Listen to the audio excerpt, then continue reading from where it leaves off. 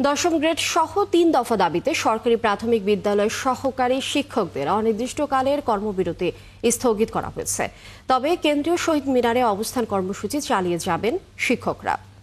রবিবার রাতে প্রাথমিক ও গণশিক্ষা মন্ত্রণালয় এবং অর্থ মন্ত্রণালয়ের কর্মকর্তাদের সঙ্গে প্রাথমিক শিক্ষক দাবি বাস্তবায়ন পরিষদের বৈঠক হয়।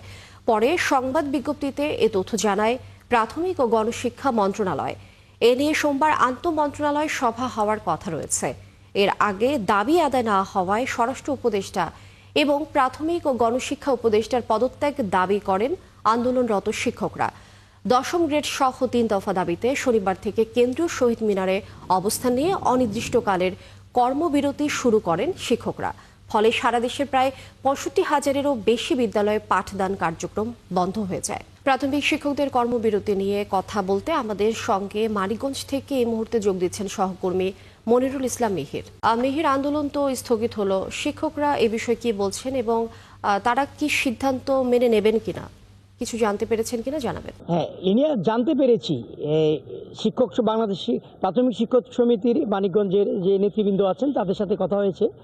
তারা বলছেন যে গত রাতে যেহেতু সেখানে প্রাথমিক ও গণশিক্ষা মন্ত্রণালয় এবং অর্থ মন্ত্রণালয়ের সাথে সেখানে একটা বৈঠক হয়েছিল, তারা বলছেন যে আজকে আন্তঃ মন্ত্রণালয়ের বৈঠকে পুরোপুরি সিদ্ধান্ত হবে এবং তাদের স্থগিতের কথাটা জানানো হয়েছে। তারপর থেকে তারা তাদের যে হোয়াটসঅ্যাপ মেসেজ গ্রুপ আছে সেই গ্রুপে তারা মেসেজ দিয়েছেন এবং তারা বলছেন যে কর্মবিরতিটা স্থগিত রাখার জন্য আপাতত। তারপর তারা বলছেন যে শিক্ষকদের উপরে ঢাকাতে যে সাউন্ড গ্রেনেড এবং টিয়ার সেল রাবার বুলেট হামলা হয়েছিল ও তার জন্য যে শিক্ষকরা আহত হয়েছেন তার জন্য তারা তীব্র প্রতিবাদ জানিয়েছেন। তারা বলছেন যে এটি একটি ন্যাক্কারজনক ঘটনা, কেন শিক্ষকদের উপরে হামলা হবে, এবং তারা বলছেন যে আপাতত স্থগিত এবং আজকের যে সিদ্ধান্ত হওয়ার কথা রয়েছে আন্তঃমন্ত্রণালয়ের বৈঠকে, সেই সিদ্ধান্তের পরে পুরোপুরি বোঝা যাবে যে তারা এই কর্মবিরতি থেকে তারা সরে যাবেন কিনা। তো আমরা যখন কালকে শিক্ষকদের সাথে বিভিন্ন স্কুলে গিয়ে কথা বলছিলাম, তারা এই কর্মবিরতি পালন করছিলেন এবং স্কুলগুলিতে আমরা দেখেছি এই ক্লাস হয়নি এবং অভিভাবক যারা আছেন তারা একটা শঙ্কার মধ্যে ছিলেন এবং তাদের কথা হচ্ছে যে তারা বলছেন তাদের দশম গ্রেড সহ যে ৩ দফা দাবি, এই দাবিগুলি তাদের যৌক্তিক দাবি এবং এই দাবিগুলি পূরণ করা উচিত।